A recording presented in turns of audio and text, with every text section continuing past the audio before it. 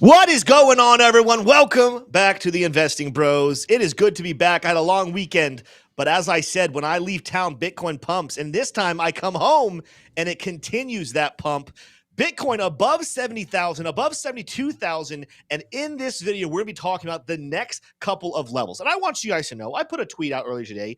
I still believe here at some point, you got to think that a healthy pullback is coming. However, that floor keeps rising, and I do not expect for us to reject around 72. I will give you my next targets to keep your eye on for a next potential Bitcoin stopping point. But it is clear now, if you were on the fence about the bull market officially being here or not, that clearing of $70,000 is significantly putting us in the boat of saying the bull market is here. And while you're not necessarily too late to be investing, the time is running out. We probably have a couple of weeks for serious money to be made in the next year or so. So it is time to strap in, pay attention. You do not want to miss a single episode over the next couple of weeks here on Investing Bros. In fact, you don't want to miss a single episode for the next couple of years because there's going to be some hard-hitting stuff, some top-notch projects talked about here on the show. Speaking of XRP finally making some moves, and it's not a little move. I see something on the XRP chart that does excite me about its future, despite the fact that recently I have been a little negative towards it. We're going to talk about that and a whole lot more in the news today that is promoting and pushing the crypto prices. But before we do, I want to introduce my co-host, the man, the myth, the legend, the Gainesvillian, T-Shroom himself is here with us. T-Shroom, how are you feeling today? Well, Tim, to many's chagrin, I'm feeling better than I deserve. And, Good. you know, for the XRP army out there, congratulations. You guys are having a great day. So are the Litecoin army, and AVAX getting a nice pump today as well. So it's been very nice. We've got a quote here of the day. It's a quote that encompasses the whole day.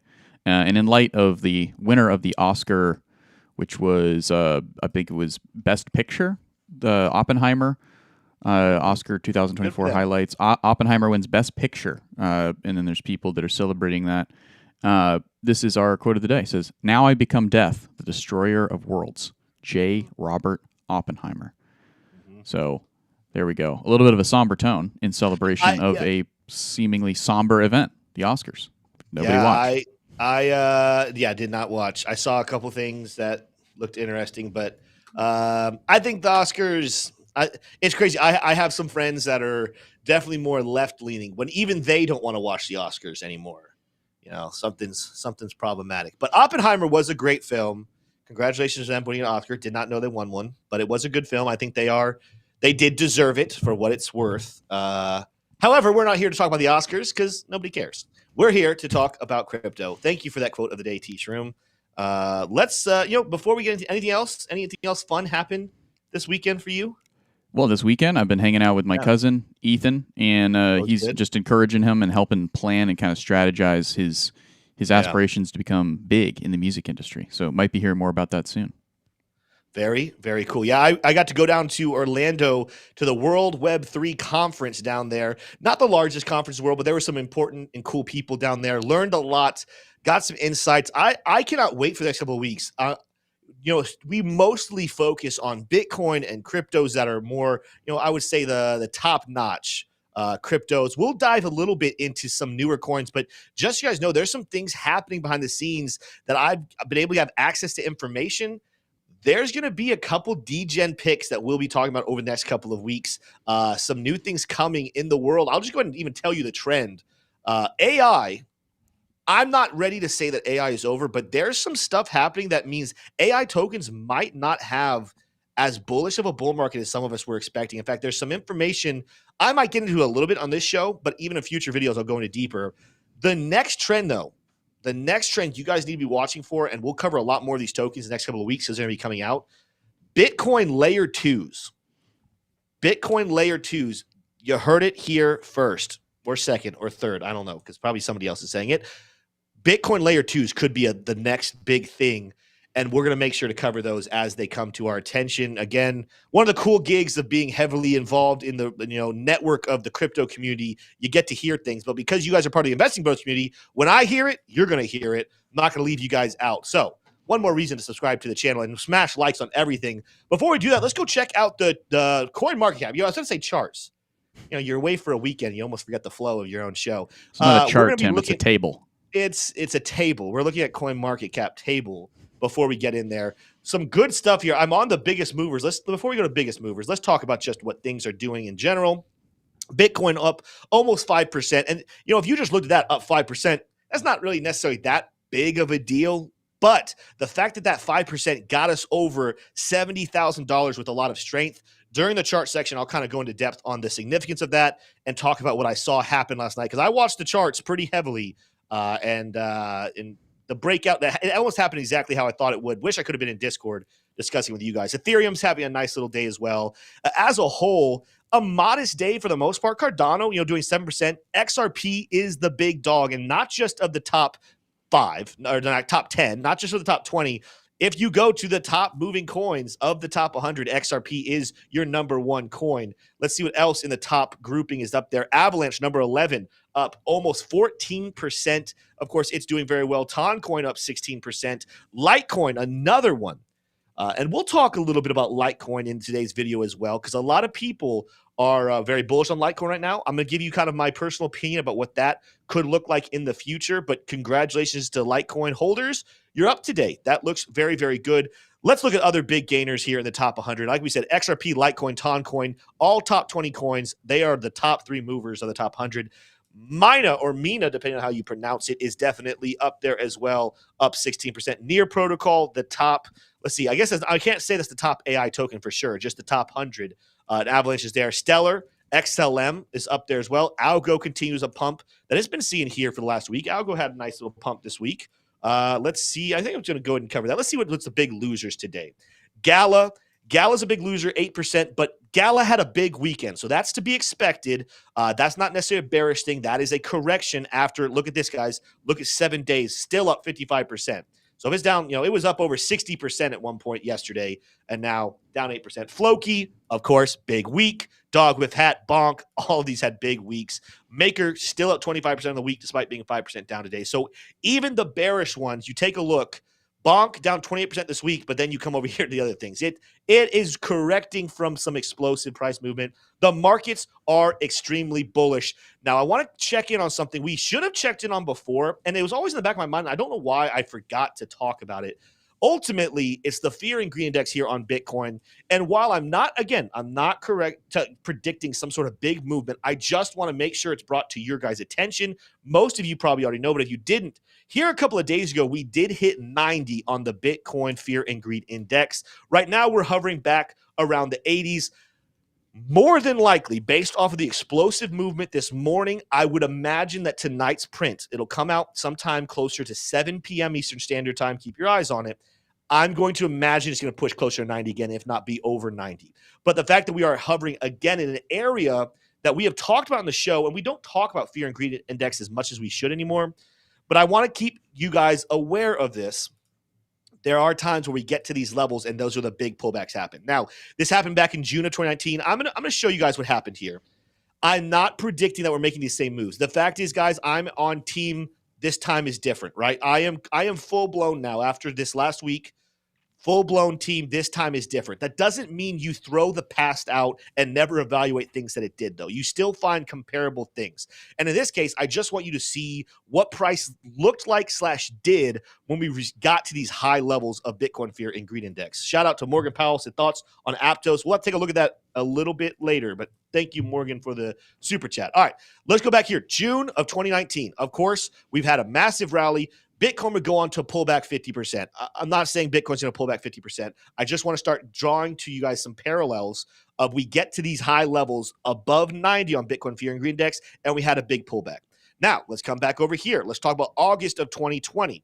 We didn't quite get to 90, but we got above 80, spent a couple of days above that, ultimately somewhere around here on August 29th, right before September. Let's take a look at what happened right in there. August would be right in here. Good. This is what happened. We came back up. We got above 80 on the Fear and Greed Index. It's not going to be massive, but we did have ourselves a nice little 20% pullback, 21% pullback on Bitcoin, right? So I'm just kind of laying the groundwork here. We're very, very high on the Bitcoin Fear and Greed Index. We've been talking about how healthy corrections should come. This is just one more thing that we're keeping our eye on. Let's go back to Bitcoin Fear and Greed Index. After falling on August, when the next time we got up here? We lived between November, around the 7th, give or take, all the way over here. Let's start off somewhere right here around early January. January 2021, we're going to start the 15th, lived right there between 85 and 95, right? But then there was a big break off, somewhere here around January 15th. What's happening on the charts around January 15th? Oh, would you look at that? This is the time period where Bitcoin in a bull market, after exploding to new highs and going above former all-time high, would have a cool off of 30. Let's see, I don't know the exact number, 31%. 31% pullback on Bitcoin after kind of hovering in those 90s, 80s for a couple of weeks. So just because we've gotten that range right now doesn't mean we have to reverse right now. But a reverse should be coming at some point if we're going to repeat history. You keep going on, you have this big dip, we bounce back up in the 90s. What time? Somewhere right here around February. If we go back to February, February is going to be right here around this link. We had another 20% pullback.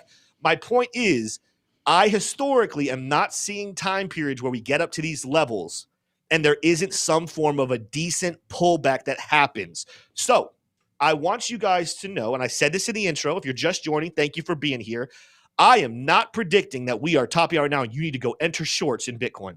I want to make sure before I say what I'm going to say, you guys are aware of that. I am not telling you to go take 100% profit of your Bitcoin holdings and short the markets. What I'm saying is that a pullback is healthy and a pullback is still in the cards. And the level I'm keeping my eyes on is still going to be this level here, closer to 48, where that golden pocket was during our larger movement. This Fibonacci is probably messed up because I have a log chart on. Was it? Yeah, here we go. Linear chart. The golden pocket coming here on 48,400 is still going to be my level. As long as we are within 40% of that level, that to me is an understandable pullback zone. So to kind of get rid of this zone in the same way, you guys know that we've talked very heavily about 32, and I don't think 32 is going to happen. There's an outside chance if some sort of black swan event happens similar to a COVID or something else that maybe we come down and touch 32, but that's not going to happen. I don't see Bitcoin dropping by 50%. 30 to 40% still very doable. What's the level that we'd have to get to kind of kill that 40% and where this zone is no longer the important one? We're talking about probably a rally up to somewhere above $82,000, $80,000. If we get above $80,000, that will come to the equation here in just a couple of minutes, so stick around here. Then all of a sudden, I'm going to start telling you that 48,000 is no longer a realistic drop back zone. Now we're probably coming back and we're talking about somewhere around 60,000. And I know a lot of you guys are going to say like, oh, Tim, shouldn't you just go ahead and buy right now? You know what? DCA strategy, keep doing your thing. Honestly, 72,000, you're still talking about probably at least a 2x coming your way, if not still maybe closer to a 3x, potentially, maybe 4x, if things kind of get out of control. My point is, though, that just from a buying standpoint and a long term, when you're thinking through when to buy, when to sell, when to buy, when to sell, it's probably not good to be buying after a bunch of bullish candles when you have not even had a 20% pullback anytime recently, right? You want to practice good investment strategies. And at this point, you're still looking for those ranges somewhere between 20 to 40% to look for good targets.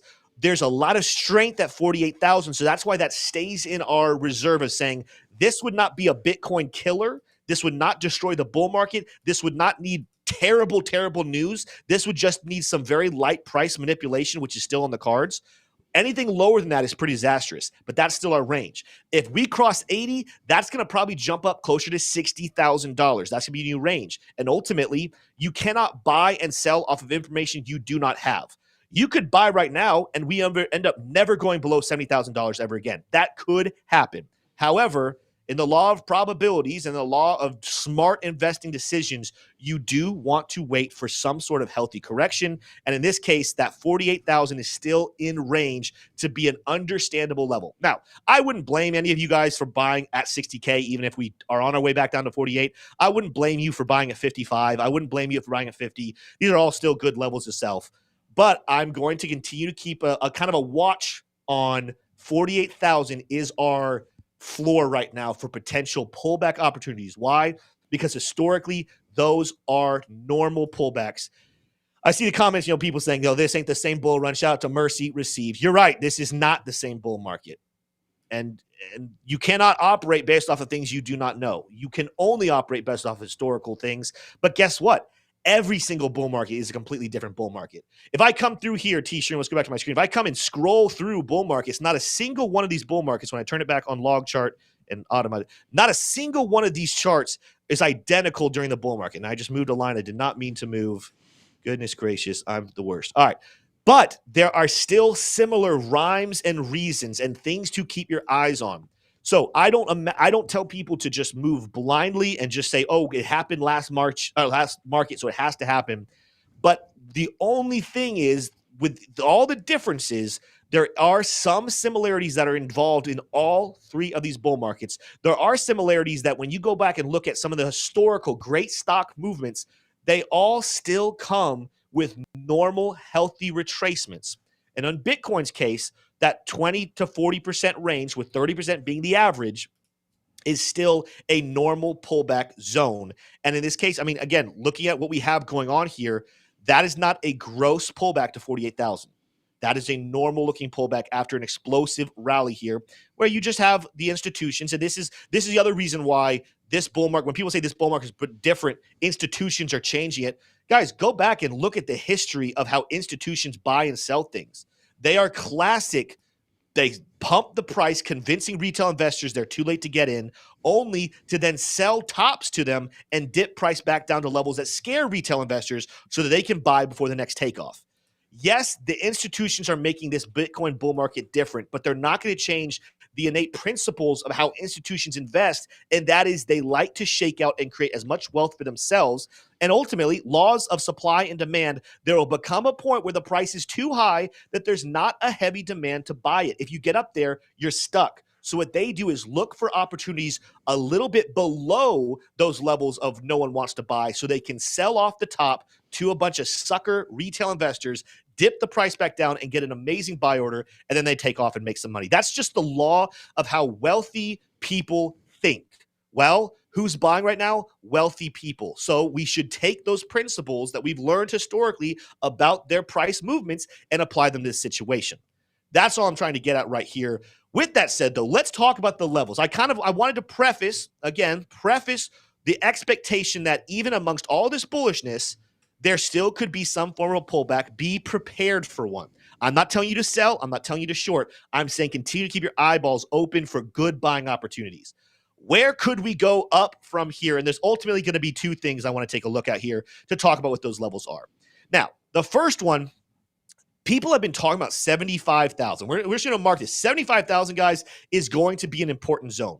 Not necessarily from a technical analysis standpoint, not necessarily from something on this charts, but it's going to be psychological because people have been discussing and talking about that number for a long time. But the second reason is going to be this one right here. I'll share my screen for just a second. I don't know why. Go back to Brocam real quick. I hadn't had it set up, I guess. All right, here we go. I think you are good to come back.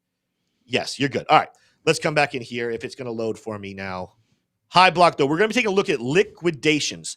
When you get into price discovery mode, there is not a lot of things that you can keep an eye on. Come on.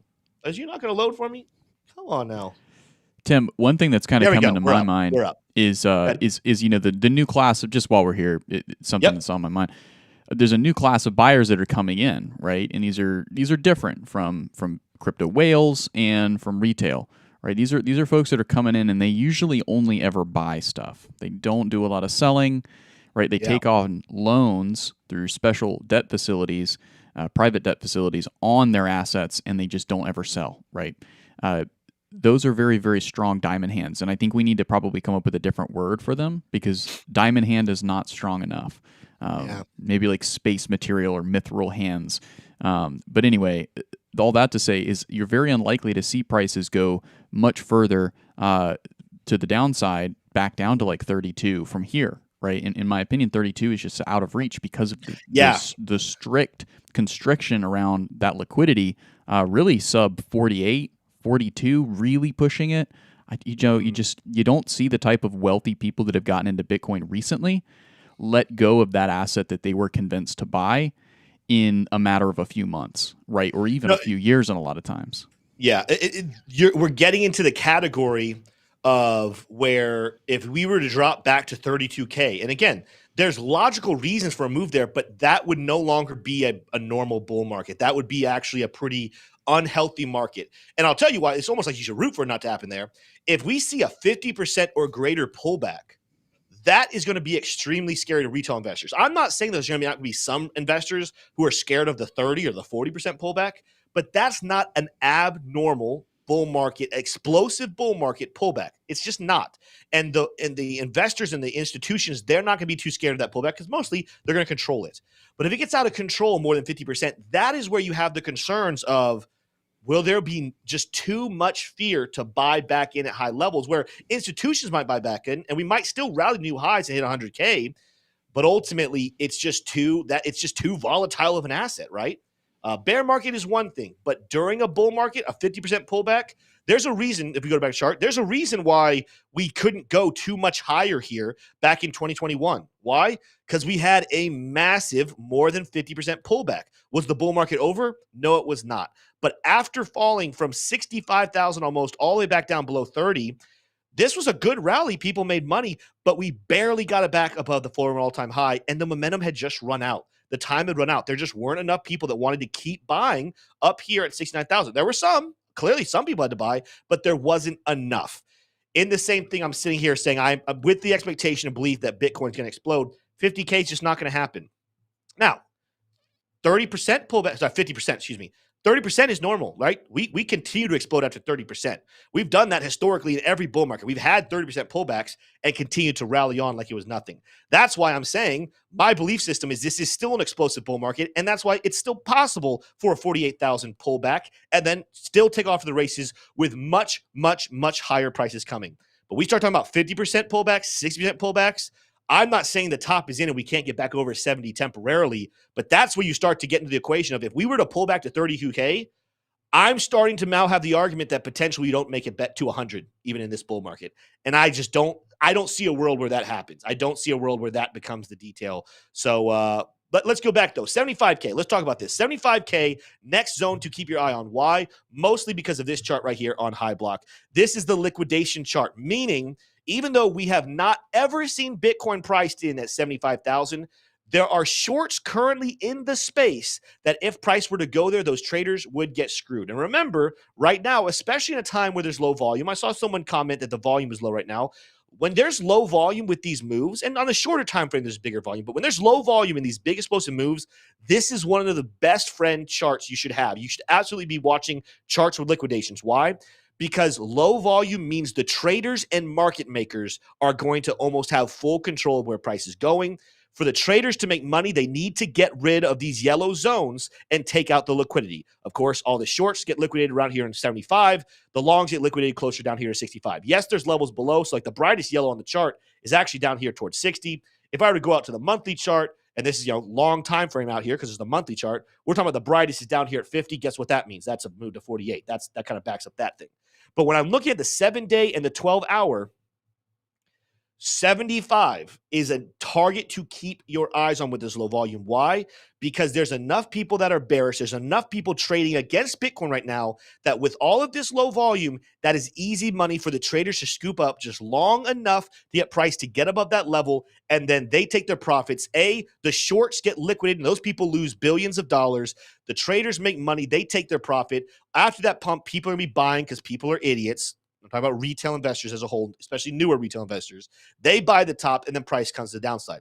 If price can continue, though, now we're getting into the zone of potentially 80K. There's not as much liquidity at 80K, but we're definitely getting into that zone above 75. And now we come back to the charts, and this is where 80K becomes potentially something to keep your eye on. Let's take a look at the linear chart and the Fibonacci level. Now, in price discovery mode, we've talked about this before. You can use high block, you can use Fibonacci, but those are going to be your best bets for those levels. Take a look at the first significant Fibonacci extension level, 1.236. We're talking about just barely above 80K.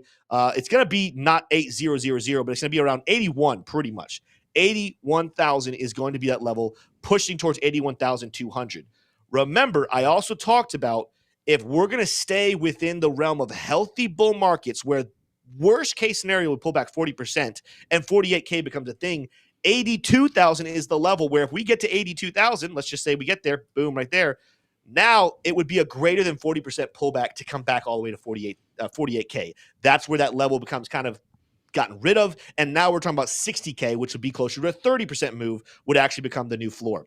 Either way, I feel that I never want to say 100% confident, and I'm not here to give you financial advice, but I personally feel very good that now that we have cleared 70, 75 is probably coming within the next couple of days. The question is, do we keep going or does it stop right there? So I also want to, before we move on too much further, and we're going to talk about XRP, and we have stories to talk about XRP as well, because it's having yourself a day. I want to do a little education. This is where I told you guys I was in the car last night with Aaron and Josh. Great trip down there to the conference, had some great time talking with them. But I remember talking with them and looking at Bitcoin's chart. Let's go back to my screen and saying, watch out for this movement. Now, we already had it played out. I want you guys to pay attention to this chart, though, for future movements to predict what price is going to do. What we have right here is we have a flat top. There's going to be bears that say this is a rising wedge. So those bears probably led a lot of their flock. Bears don't have flocks. They have, what does bears have? Packs. Bears led a lot of their packs down a wrecked hole this morning when they were looking at this angle and saying, oh, this is a rising wedge. I understand why they say that, but ultimately, in technical analysis, there are zones. And as a whole, when I'm looking at the 4-hour chart and I'm looking at the daily chart, we could not close candles. We kept wicking or closing candles below this about 69.1 something. Right, I'm on the 1-hour chart so you guys can see it clearly, but I wanted to point this out. We kept closing candles right around that level. This was a flat top. There was a very strong flat top resistance. This is what we would call an ascending triangle. Flat top, rising support. And I told Josh and Aaron, I was like, watch this be a fake out with how low the volume is and how excited the market was, and the fact it did this all weekend on a very boring Saturday and Sunday of news.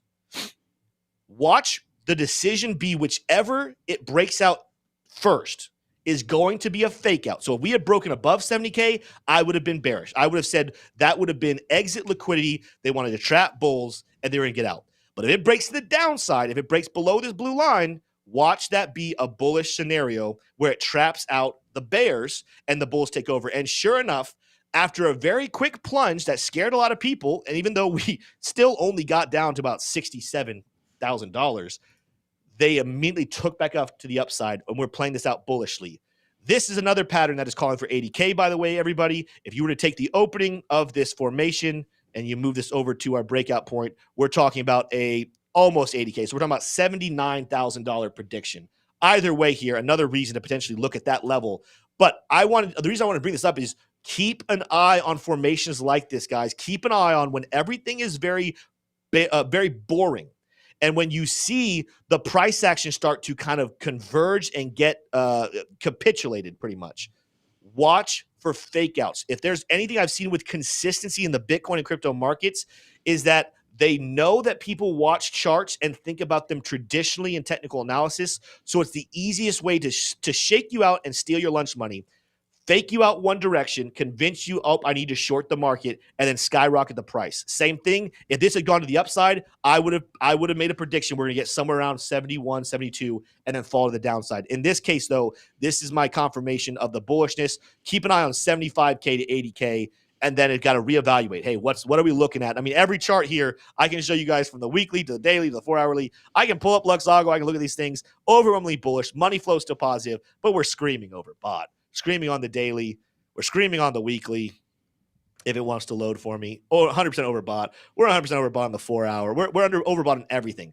This is where you have to turn off certain indicators you're used to and start to use psychological warfare pretty much against traders to understand how do they think, what do they want me to do.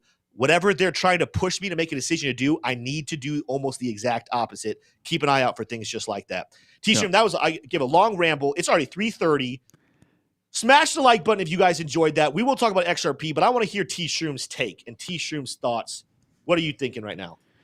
Yeah. Well, I've been thinking back to, the founder of the flat top market pattern, the chart pattern of the flat top. And, when he was young, he actually had a haircut that resembled the pattern that he would later go on to patent. So it's really an inspiring tale for all of us who may. I wondered what was making you chuckle during the analysis. Yeah. Makes so sense. we like to have a little fun here in the Investing Bros. We're not just money hungry freaks who just want to stare at charts all day. We like to have a laugh. So if that's something you like to do as well, go ahead and smash the sub button. Overall, Tim, these markets, it's one of the first terms I heard when I started getting into trading when I was in high school, which is to have a bias. Now is such a good time to have a bullish bias. And it's gotten pretty extreme. You see folks out there saying, you can just stop using your overbought indicators altogether. That's maybe a little bit hyperbolic, but overall, this is a time to have a bullish bias. So during a bear market, or probably after the fall of 2025, it's predictable that the market is going to shift and have a bearish bias. And as a trader, that's something you may want to share as well. But overall, you can approach it psychologically, or you can stick to the charts 100%. But either way, you're never going to be as good as the guy who discovered the flat top breakout. So keep it in mind, keep working hard, and maybe one day you'll be good enough. Goodness gracious. Good stuff. Well, let's do this. Let's go ahead and transition into some news. And then I know while we're breaking through it, it'll bring us back to the charts. There's a couple more charts we definitely got to take a look at. And then, of course, I see people already posting in chat some Q&A. Yep. I will get to Q&A. We're going to be running till about 4:15 today, so we'll have plenty of time to answer questions. But you guys do need to go ahead and smash that like button. Shout out to Alex O Crypto coming on saying, I'm bullish on the bros. Thank you so much for that shout out, Alex. Alex, absolutely. He was on the channel earlier. Was it earlier this week? I think, or was it the week before? Alex, we got to have him on again soon. It's been a little bit since we've had him on, but he's been holding it down over there at the Piper Academy. If you haven't seen him, he's been basically steering the ship and doing a fantastic job. He had TradeFly on this morning. I was watching with my cousin, so it was a lot of fun. Speaking of having a lot of fun, Tim. Spinning the Wheel is still available for 2 days, 14 hours, 27 minutes, and 19 seconds. No, that's not the countdown to the halving. The halving is going to be a little while longer than that. But if you're trading $50,000 worth of USDT, take your funds, put them into Blowfin using our link in the description. And every time you trade $50,000 worth of volume, you get a free spin. And Tim, you could actually win something really, really cool. Apple Vision Pro. Then you could be trading in the metaverse, or an iPhone 15, and you can keep up with your aunt with her iPhones. Go back to that chart real quick. There's literally, you need to do that. There's no bad spin except for one. There's one spin that says good luck next time. You get nothing. The rest of them, at the very worst, you're looking at $5 USDT bonus. All right, that's $5 just to go have fun in a trade. That's where you 100x in a trade and say YOLO and see what you got. But yeah, go make sure you're using our link to trade. Make sure if you're a member, you go get into our Discord, especially, as we're cooking back up, I'm going to be putting a lot more charts in throughout the days, especially when you guys request them. For example, if you guys came in and said, Tim, what do you think about render? Well, you can wait to the 3 p.m. show and hope that I get to that in the show, or you become a member, get into our Discord, say, Tim, what do you think about render? And I will be making you a chart, giving you my thoughts on what is happening. But make sure you check out Blofin to trade all of that as well. What's happening in the news today, T-Shroom? What are we going to be discussing? I'm looking forward to this discussion. Absolutely. Well, we're going to be jumping in here. The biggest thing I would say is for the XRP army. They've been in a drought. Their mouth is dry. They're finally coming into the oasis, the land of promise for the XRP army, as they're starting to get a bid to the upside. 94 million XRP exits Binance as bulls reclaim control. What's going on, Tim? Well, let's go to the details and see if we can figure it out. The transactions occurred through Sunday, starting with a transfer of 18.7 million tokens worth 11.7 million from Binance into an unknown wallet, subsequently 18.4 million tokens, and you get the idea. Tokens were taken off exchange, and the bulls are buying.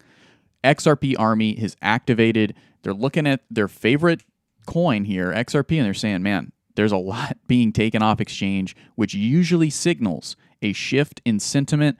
Big gains could be coming for XRP. Tim, you still have your XRP bag. You've held out. What are you thinking here? Are you going to be getting rich here pretty quick from XRP?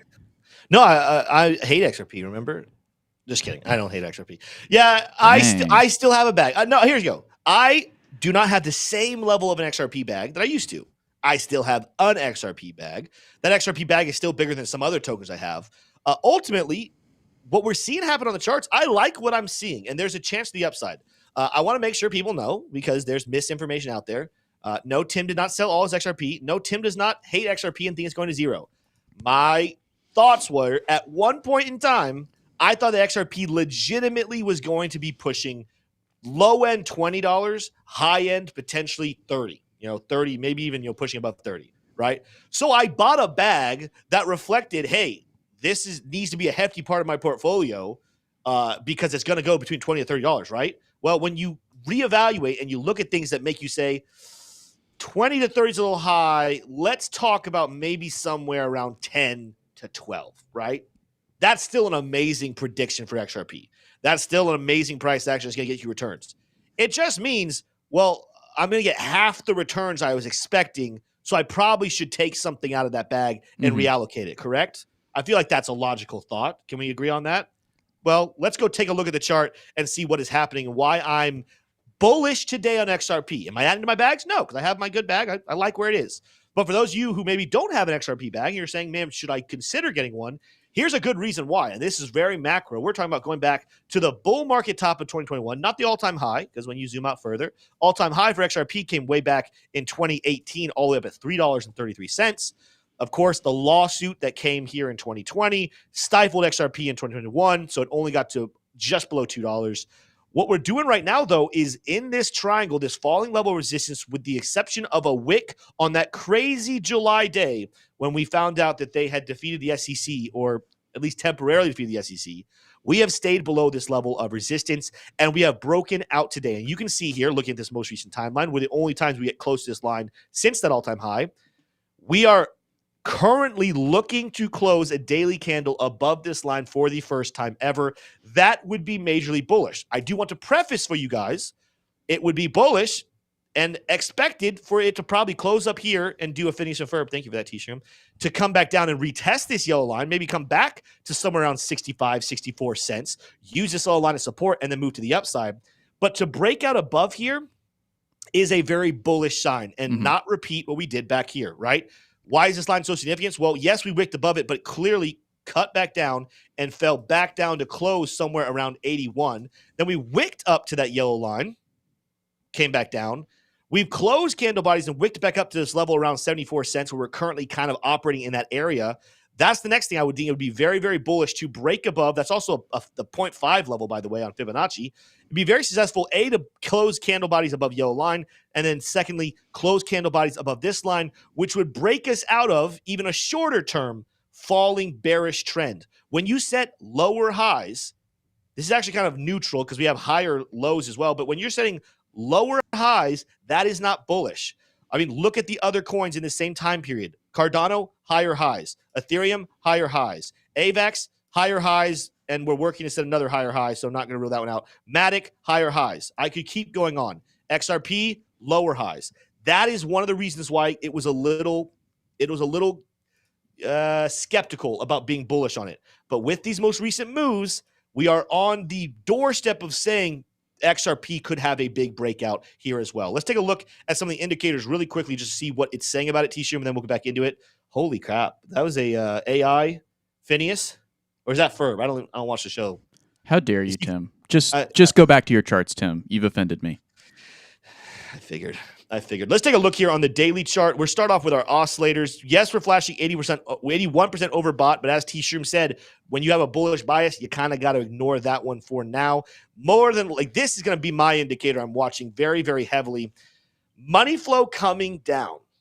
It actually just crossed below the threshold. Despite the fact that we're rallying, the money flow is coming down. And why? Because the excessive buyers that had come in here during this little pump, they have left. Now, can we flip the script? I've seen this happen. I've seen where after a bearish move, we flip the money flow and it comes back in. But I just want you guys to know, before you can feel confident, you do want to see this money flow start to move back to the upside. So keep an eye on that. Let's go down and take a look at what the rest of Lux Algo is saying with our other packages here. We're sitting at the daily resistance. We're above the take profit, so that is nice, but we're sitting right there at the top of the resistance. This is not necessarily going to be the smartest buy-in right at this second.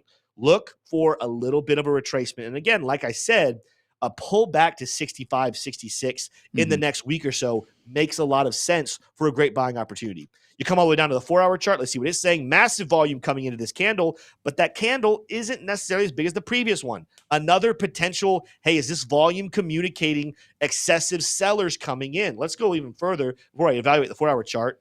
Yeah, the highest candle kind of coming in right as we're marking that top. That communicates we got to a former high, like we said, where there was excessive amount of sellers. Well, I'm on a too low of a chart to scroll out too much that way. Oops. But we're seeing it kind of extend and say we are overbought here on the chart. Ooh, you don't see these necessarily too often. We're not just bearish. We flashed one of the bigger, more predominant bearish momentum dots. We had the red reversal. Money flows negative. Guys, you know my rule. This is a trade that I would short. In fact, I'm very tempted to go enter a short on it right now because you don't get the trifecta on these higher time frames as often. And when you do, they often are pretty lucrative. When was the last time we had this one? Right back here. Tim, could you entered a short? Could you quickly define for us those three, that trifecta, just real quick? For those who just tuning in. I made a video. Check out the channel. I made a video on this strategy, but ultimately, it's the trifecta of there's three things that the Lux Algo chart communicates. The Lux Algo oscillator communicates.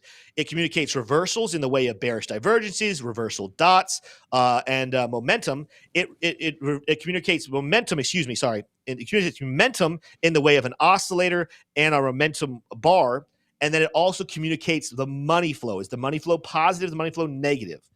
When all three factor in, I see three bearish flashes, a reversal, a momentum, and a money flow are negative.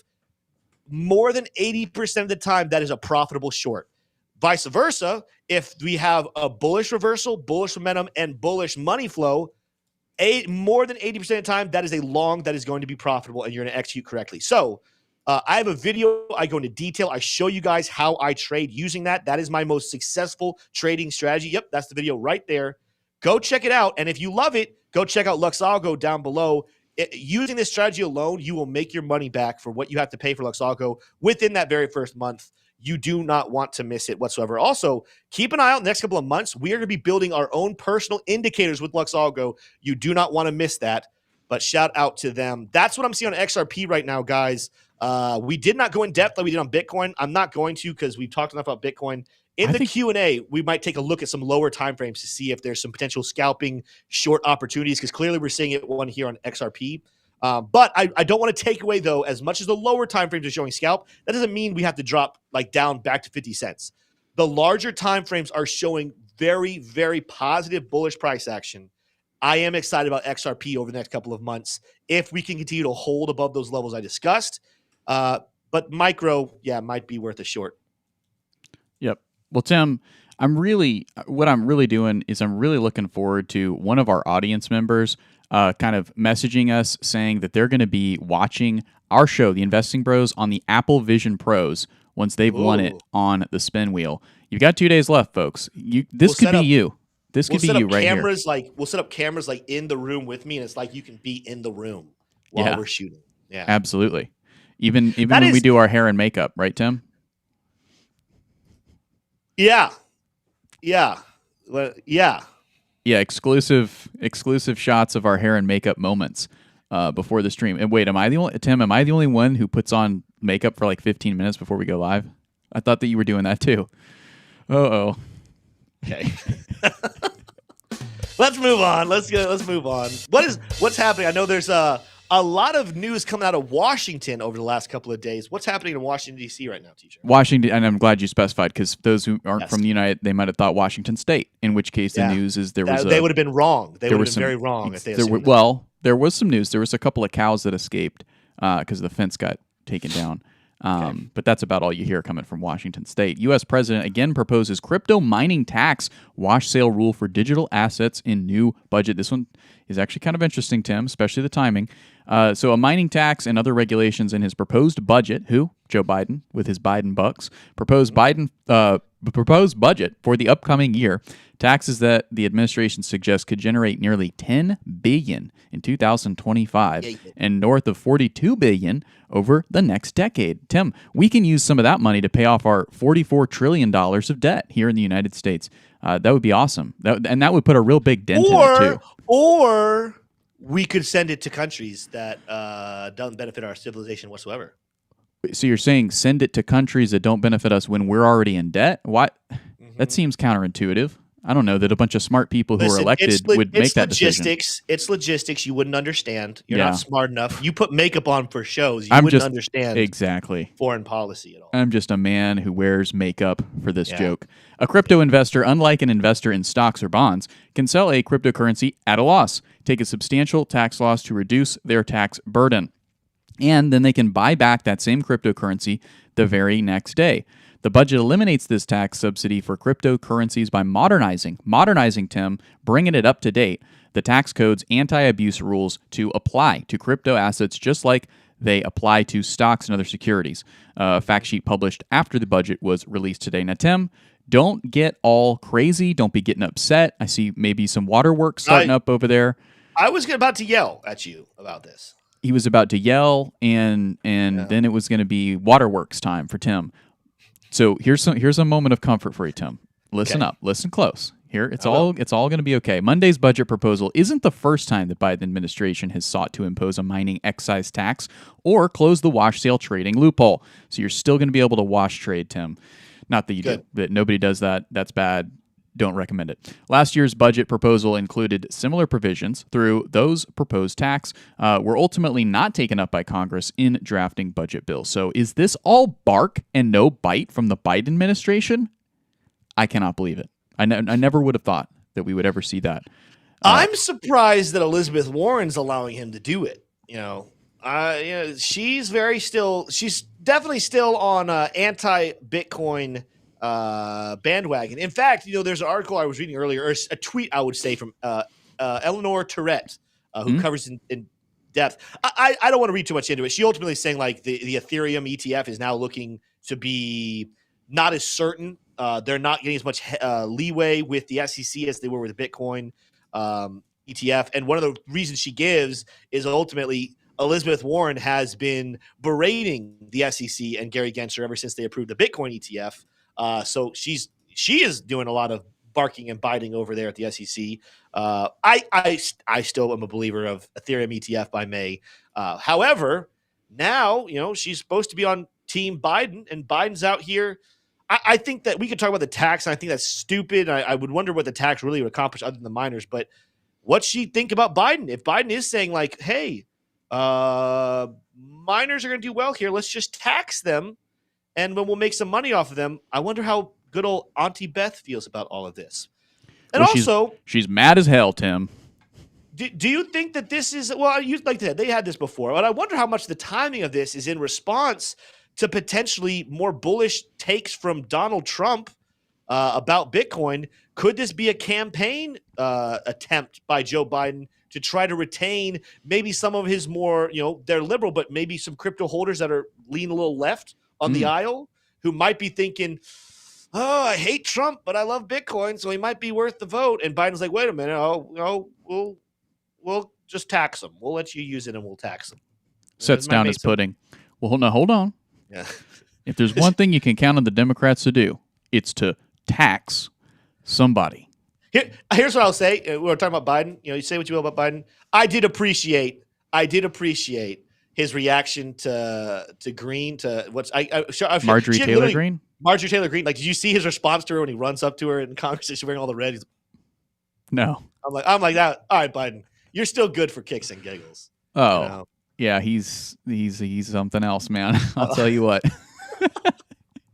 But Tim, you mentioned something in there that there's actually some brass tacks for. Trump suggests he would not crack down on Bitcoin, other cryptocurrencies, as president. He said essentially this. The Republican said when he recently launched a line of Trump-branded sneakers, "I noticed that so many of them were paid for with this new cryptocurrency." That was a soundbite from the video with his interview with CNBC. I've seen there's been a lot of use of that, Trump said, referring to the digital currency during an interview with CNBC's Squawk Box, and I'm not sure that I'd want to take it away at this point, he said. So just a masterful ability to dub in Trump's voice there. Yeah, with all good. my buttons and everything. But Very ultimately here, Trump definitely positioning pro crypto and pro cool, right? He's selling sneakers. He's a sneakerhead. Yeah. It's just fun. It's just like, listen, if there's nothing that screams America more than our political figures selling merch and clothing lines, I don't know what else screams more American than that. Yeah. But apparently he's gotten in trouble for overvaluing his shoes and tax records. Just kidding. So he's being taken to court, and he might have to pay up to $500 million. But there they are, folks. That was a little joke about some domestic judicial disputes between Trump and his adversaries. Well, Tim, there's one more story here, and that is from everybody's favorite Wall Street analyst group, Bernstein, which is a notorious bull on crypto. Well, they're at it again, Tim, and they've got an even higher price prediction than you might even expect. So hold on. Bernstein is now more convinced that Bitcoin will hit 150x after massive rally. Apparently, Tim, when price goes up and to the right, that's actually a bullish indicator. Bernstein analysts said on Monday that they were now more convinced about Bitcoin hitting 150,000 by mid-2025. Okay, so it's not going to moon tomorrow, right? When Lambo? Well, Bernstein says mid-2025, after the largest digital asset rallied to reach a new all-time high this year. They also went on to say a few other things about the miners that I do want to bring to you all. Keep in mind, the industry has been asking the question, why are the miners kind of been lagging? Well, here's a little detail on that. We believe, Bernstein speaking here, their analyst, we believe Bitcoin miners are still largely retail traded stocks, and institutions have largely stayed away from Bitcoin proxies as traditional investors remain skeptical and still approach crypto with a rear view bias. Analyst Gautam Chachungi and Mahiki Sapra wrote, "You're welcome. The pronunciation, please leave a super chat for all the pronunciations that we get perfectly spot on. With Bitcoin climbing to new highs of 71,000, we expect institutional interest in Bitcoin equities to finally tip over and Bitcoin miners to be the largest beneficiaries," the analyst said, adding that the long Bitcoin miners trade requires more patience. So, Tim, I've got a confession to make along these lines. I woke up this morning, okay, and I saw that BitF was down yet again, another 8%. And to be honest with you, I hadn't bought too much of it, but I went ahead. I feel like I got flooded out, Tim. I got flooded out. I sold my BitF, and I sold it for a loss, which really sucks. But ultimately, this happens. It happens to everybody. You get emotional. Did you put it to better use? No, I just got it in cash right now. I'm thinking, what do I do with it? Bro, maybe I go ahead and just buy Clean Spark, right? But ultimately, here, now that I'm reading this article, I've sobered up, right? Meaning like I've woken up, I've had some coffee. Ultimately, it's kind of coming to my mind now that it was a mistake to sell that Bit farm, even though that may not be the company that ultimately does the best Bitcoin mining into the future. I do regret buying it because the sentiment around Bitcoin mining, as Bernstein points out here, is only looking like it's going to be more bullish unless there's something about one specific company that goes sour, goes toxic. Now, we did talk about Biden, perhaps proposing, or not perhaps, he's proposing, excise tax on miners that could potentially go to Congress and get passed. That may also have been partly to blame for why we've seen a divergence between the Bitcoin prices and the price per share of Bitcoin mining stocks. So ultimately, here I'm bullish. I'm bullish on the miners. I did make a mistake, and I'm only bringing that to let you guys know, just to illustrate that, have you ever sold and then regretted selling? You're not alone. Yeah. You're not alone.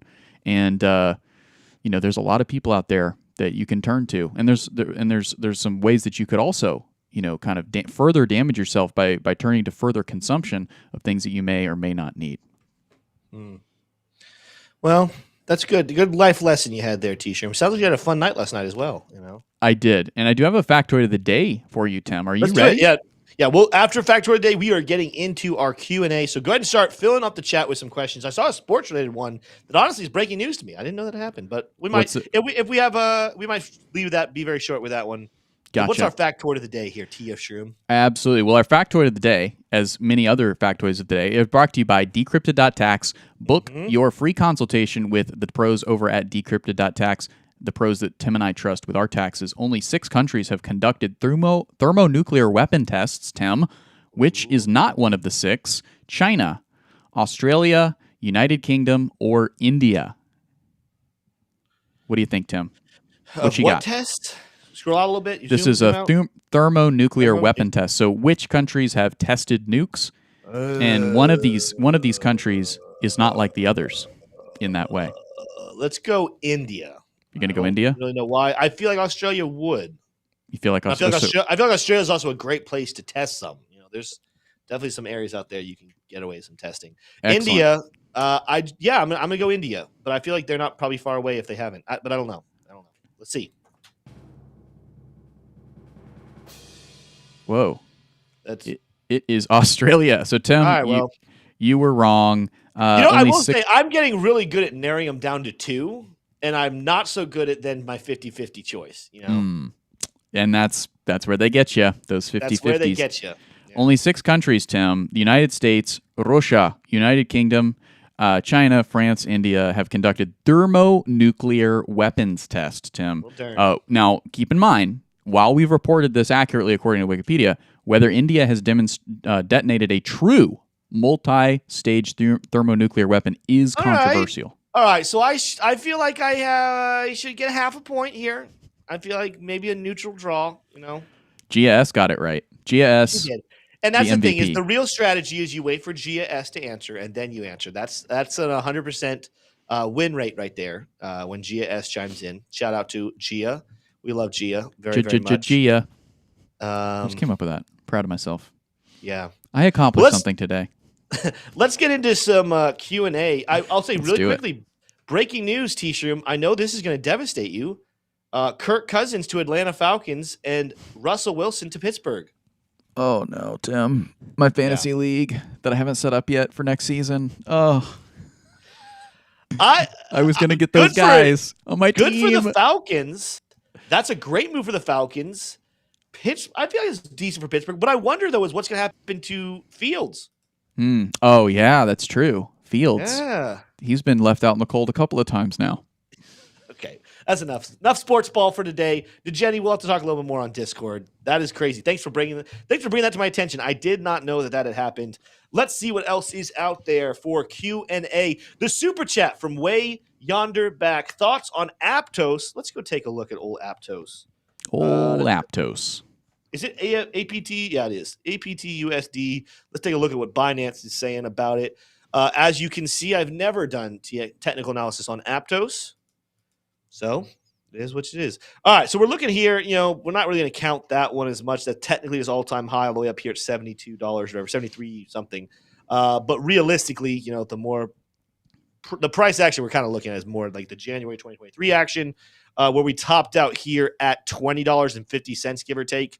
That's going to be the level, even before doing any TA, keep an eye on the double top there. Let's see what else we have going on. Let's take a look at some oscillators. Let's take a look at some indicators and find out what's happening. There's not really a pattern or formation developing either. So again, if you're wondering, Tim, what about patterns? Oh, not really developing there. There's not quite even a channel. In fact, before I do this, let's just draw this. It might be a channel. It'd be an ugly one probably though. Dang. And we're nowhere close to the support line. Let's start here. And I want to work backwards. So yeah, you got to get to watch me. If you guys are struggling drawing trends, see, I don't like that. So another tactic sometimes I do is I draw one line that's clear. That one's pretty obvious. And then you clone it and you say, all right, can we see if there's a discernible channel here, but you don't really get as many touches. You can kind of stretch it a little bit and kind of go there with it. If I move it back, you kind of have an anchor way back here. We'll rock with it. It's not my favorite TA I've ever done there, but kind of a channel we've rejected here recently. Could be a long fall to get back down to the support level. Also, historically, rising channels similar to rising wedges, more often not bearish. that have bearish breakouts. So keep that in mind when it comes to Aptos. But I'm not doing any fundamental analysis here. I'm just helping you guys look at what's happening on the charts. Daily chart here. We have got ourselves a red reversal, a bearish momentum, but the money flow actually is kind of neutral-ish. Like, yeah, they had a little break right here, but as a whole, kind of sideways. You might have been tempted to kind of enter. But yeah, when this dot popped up, it kind of reversed. So not a short necessarily, but you do have 2 of the 3. If we see a money flow start to go negative, we could see a good opportunity on the daily chart to potentially enter a short. You do see the MACD aggressively coming to the downside. Now it's moving sideways after going downwards, but after topping out, came back down, is coming back towards a bearish cross there. Let's see what the indicators are saying from Lux Algo. Hit our take profit on the daily. It definitely ran in and rejected on our red resistance level as well. Keep an eye on a potential move low, high end, closer up here to $10.80 where we have our smart show concept. The highest order block we have is going to come in closer to 967. Let's take a look at what the 4 hours saying, though. I definitely will get something else. We're under a short opportunity right now with an order block and a take profit coming in around 1090. Isn't that what I said was the smart trail? Somewhere in that same range. So I believe so, some confluence coming in there that a potential pullback to about $10.90 on Aptos could be very interesting based off of what Lux Algo is saying. So there you go. Bedridden also said, Tim, Pyth chart or Pith chart. Yeah, Pith bring that up. Pith. While you're doing that, little fundamentals from the undies on Aptos. Enjoy simplicity with AI on Aptos. Some of their claims here. AI brings the assistance. Aptos brings the transparency. They've got use cases here: gaming, NFTs, social media, entertainment. There's a big one. That's very broad. Experience entertainment like never before, Tim. They've got DeFi and lots more. Honestly, their website does look very, very nice. Let's take a look at those Caspa charts. Pith charts. Pith charts. Caspa might be. I'm wondering what I have. It's been a minute since I used this chart, but I clearly have been here before. But I'm not seeing. It would have had to do with our level of resistance. Oh, and the 50. It was a breakout prediction. I mean, okay, all right. Well, it's been a while though since I've done TA, and that has been very old news. So let's get rid of some of this. Let's clean up the chart, get some fresh perspective. What the heck is that? I hit some sort of code, something. I don't know. All right. What the heck? I just messed everything up, I think. You're still good? You're still with me? I'm still here, yeah. Did I hit F11? Oh, I hit F11, the good old F11. Oh, Tim. Oh, and now you guys can see all of my tabs and find out all of my dirty laundry. What a colossal Now you could see the tabs before that. You could? So you didn't have it set up? Okay, well, we're back to F11 then. I don't want people looking at my tabs. It's invasive. All right. Pith chart. Let's take a look at what we have going on here with the TA. Now, this looks different to me as a whole. It does. It's throwing me off very much so. Let's do the same rule we just did with good old Aptos. Is there a little bit of a channel we have kind of going on? Maybe a little bit, kind of, sort of, maybe-ish.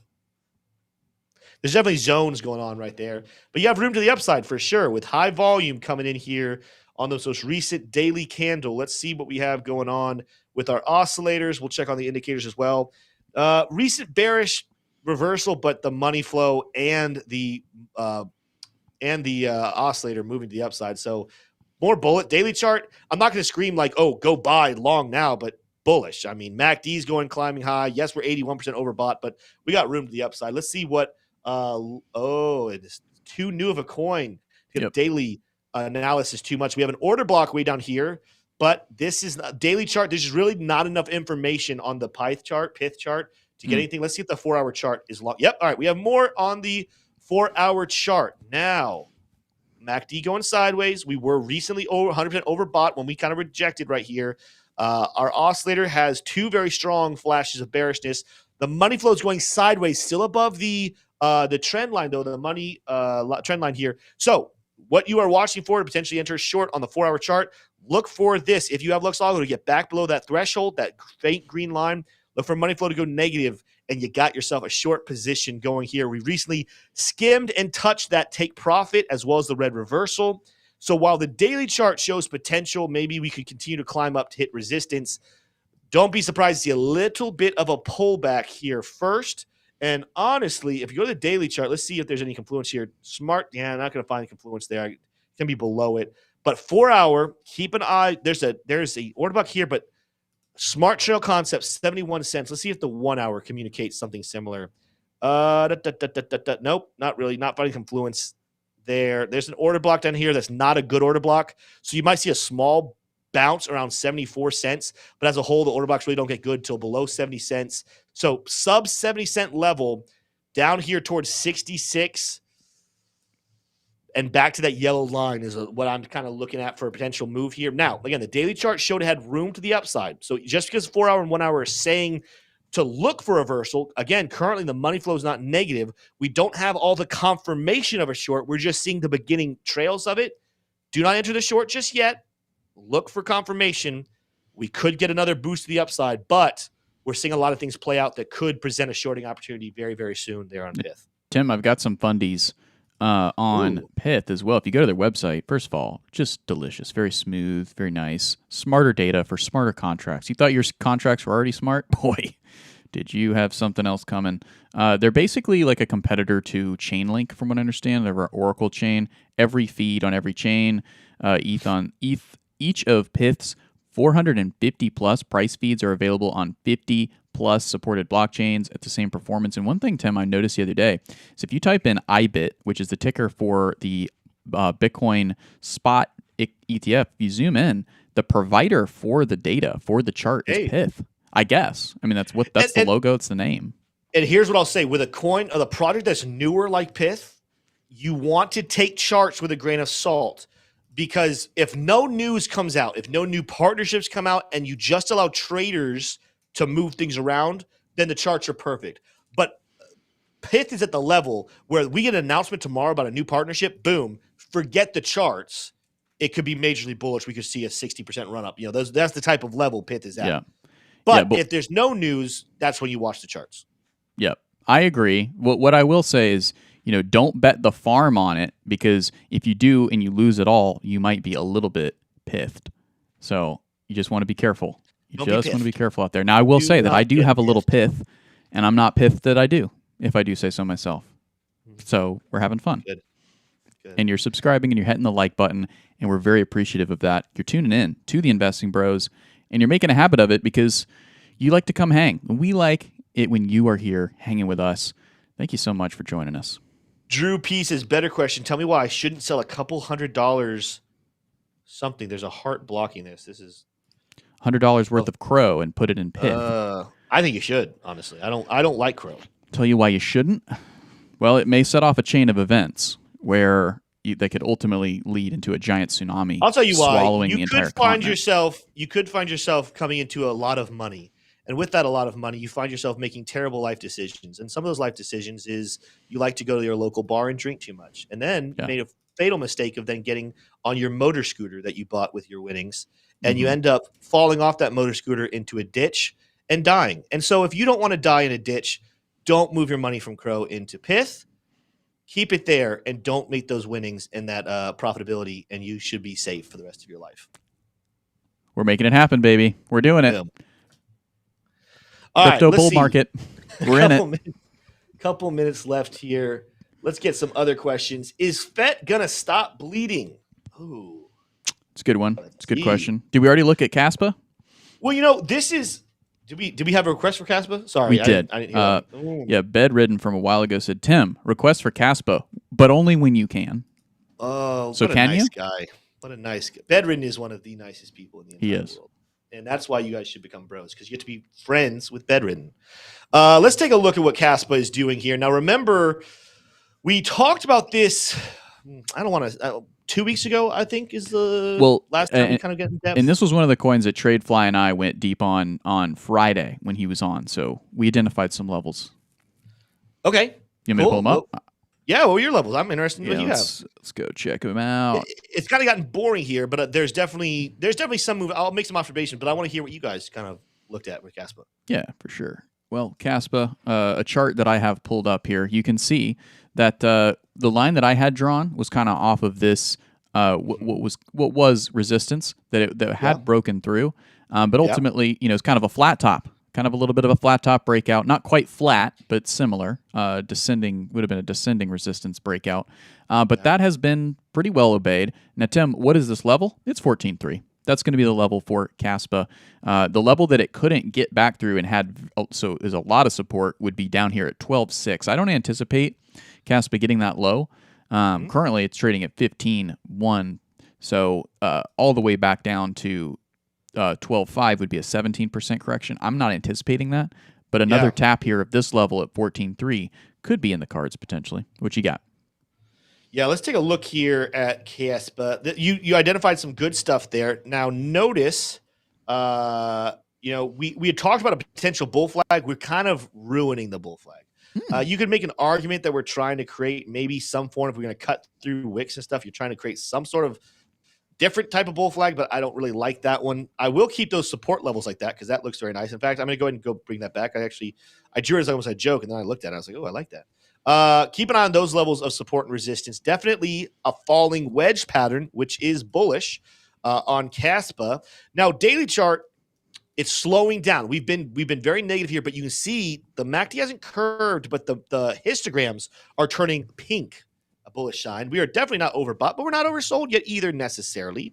You look at the Lux-ALGO oscillator here on the daily chart. We're looking to find some reversal here. We have not gotten the bullish reversal, but the momentum, you see a slight reversal here today. Money flow, even though it's bearish, it's in the red, it is keeling over. So we want to see that kind of confirm back to the upside, but we're seeing the potential signs of the bottoming. Now, we are not close to our take profit yet here. Don't have to hit them necessarily. Let's see. Order block coming in down here at around, let's just go ahead and come down where that take profit is. 1365 could be interesting. And when you're in this little box like this, you can just keep trading. We could see Caspa stay boring. And honestly, Caspa's been kind of boring here for a little bit. And I think a lot of people are going to get sucked into the thought of like, well, Caspa's gotten boring. Its rally is over. And I heard someone make an argument, T-Shroom, that is like, that's actually the argument for why Caspa's going to go berserk. They're like, oh yeah, Caspa's not crazy. It's never going to go anywhere. It's not really listed on any sexes. Guys. Listen to yourselves. Caspa made it into the top 30.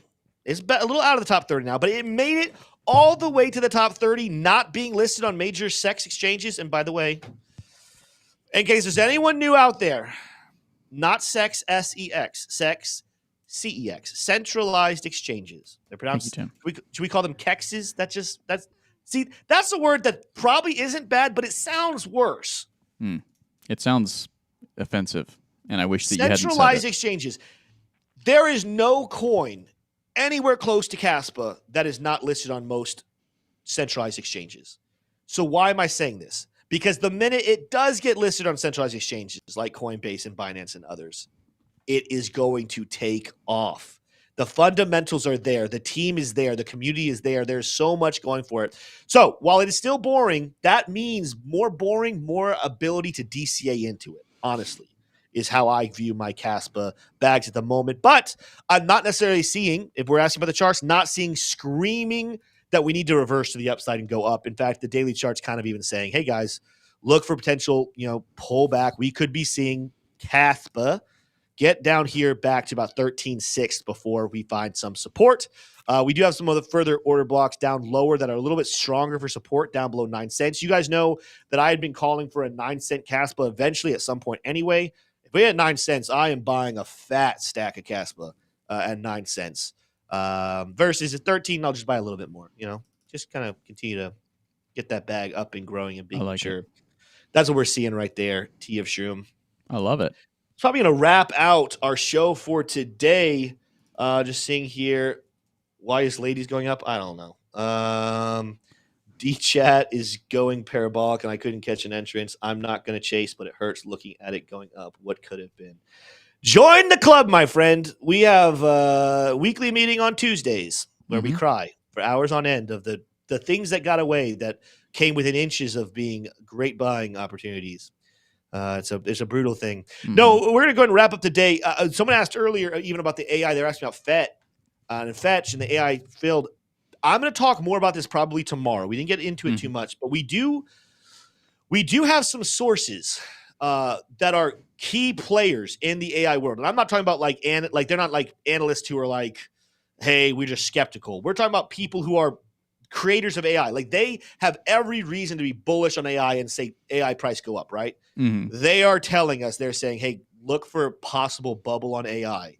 Because right now the tokens are mostly being rallying based off of hype and excitement, but there's several AI projects that are going nuts right now who actually don't even have a product just yet. They're raising capital to start building. Some are already building and they need to continue to develop. But there's a chance that AI might have been creating a bubble. That does not mean long-term they won't go up. It does not mean their rallies that have been going up are over. It just means he told us, hey, don't expect AI to keep up with the rest of the bull market. It's already a little bit overexposed. However, like I said, we'll go into more detail on that in future shows. The next one, keep your eye on. And if you guys see them, this is the cool thing about our community. If you see tokens in this category, bring them to our attention. Goodness gracious, these are creepy. Bring those to our attention because we want to be able to cover them and go in depth on them. Look for Bitcoin layers 2. They're going to have the backing of a lot of money, a lot of institutions, a lot of key players, and even those Bitcoin maxis with fat stacks. They're going to be supporting them as well. That could be the next hot trend, and we're going to be covering that in depth. With that said, though, that's all we have for you guys today. Make sure to smash the like button on the way out. We definitely have probably 100 of you who have not smashed the like button. Hit that like button if you enjoy the channel. Hit subscribe. We are like within this much distance of 9,000 subscribers. And then about this much distance to about 10,000 subscribers. Join the less than 10,000 subscriber club before it's too late. With that said, we'll see you guys tomorrow. Adios. Take care. Muchachos.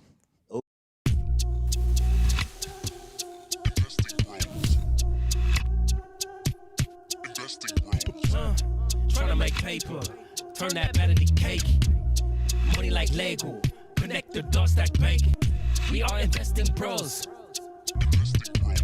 We are investing bros. Army pipe, lethal on trade. Entries and exits, worthy of praise. Tim, the professor of the TA. Shout it out loud on the PA. T-Shrooms news, got the word. Doing better than what he deserves. Beamer, leave no evidence. Soon fly coop with his dividend. Trying to make paper, turn that better to cake. Money like Lego, connect the dots that bank. We are investing bros.